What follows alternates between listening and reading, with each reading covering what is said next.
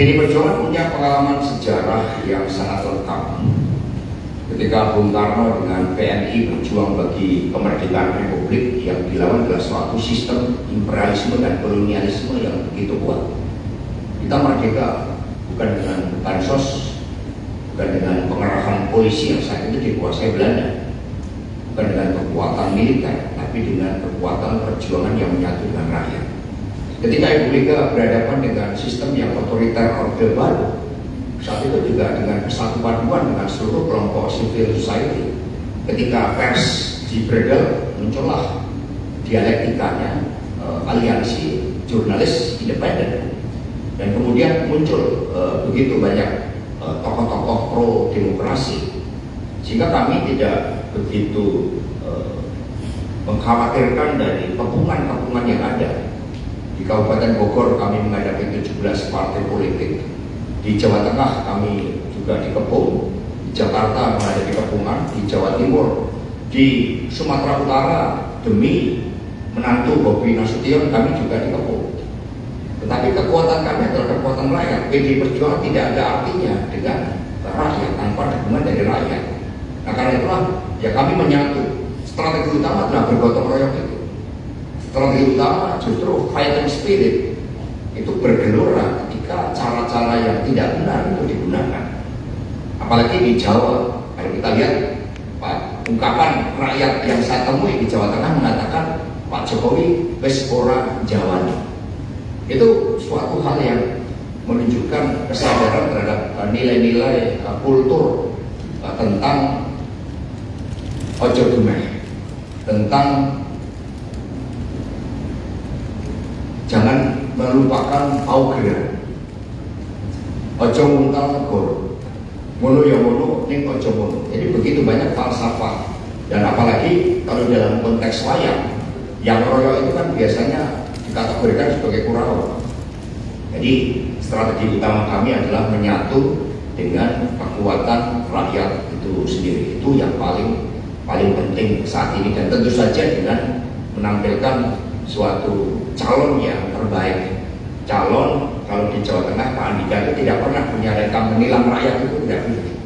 Jadi Pak Andika ini sosok yang punya integritas moral. Pak Hendi itu punya kemampuan di dalam merubah kota Semarang sehingga Semarang menjadi kebanggaan Jawa Tengah. Ini perpaduan yang sangat lengkap sebagai seorang pemimpin.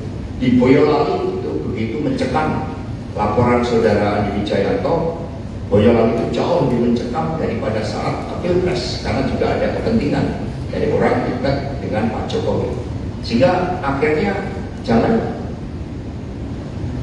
potong hak rakyat untuk menentukan pemimpin hanya karena keluarga.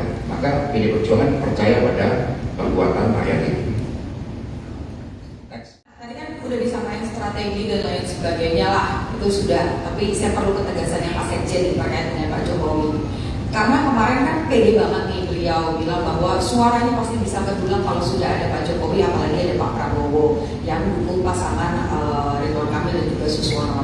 Mas Hasto melihat ini gimana? Apakah ini sebenarnya panik? Karena biasanya kan Pak Jokowi ini kode-kode.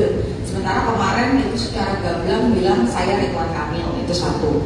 Yang kedua, sore ini juga Bawaslu akan memutuskan terkait dengan video dukungan Pak Prabowo untuk Lutfi. Nah itu tanggapannya seperti apa?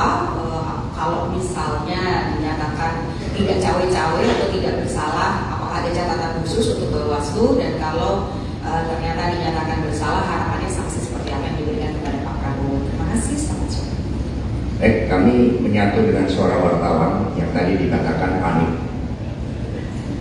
Dan Pak Prabowo itu seorang kesatria. Ya, kami tahu persis karakter beliau.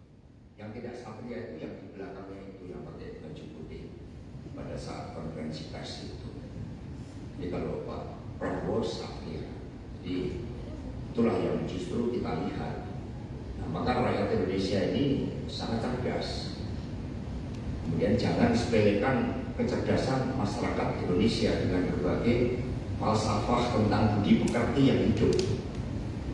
Ada Mas Pramono Anung misalnya, dia kan merespon itu sebagai hak demokratis dari Pak Jokowi untuk memberikan dukungan. Tetapi kemudian jangan sampai juga sebagaimana yang diungkapkan oleh bocor halus, optimismenya karena dukungan Partai Coklat.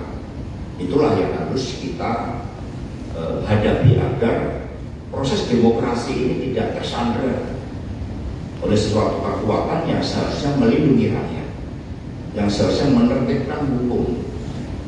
Maka mari kita kawal demokrasi agar tidak mati.